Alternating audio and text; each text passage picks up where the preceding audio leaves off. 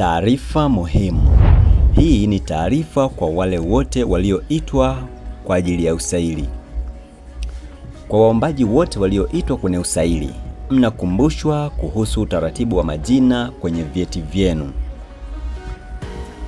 Kama kuna tofauti ya herufi, ufupisho wa jina au matumizi ya majina mawili katika vyeti vya taaluma, huku katika cheti cha kuzaliwa au kitambulisho cha taifa au mpiga kura yapo matatu ambayo yamebeba mawili yanayoonekana katika vyeti vya taaluma, unapaswa kuwasilisha kiapo cha jina, yani affidavit.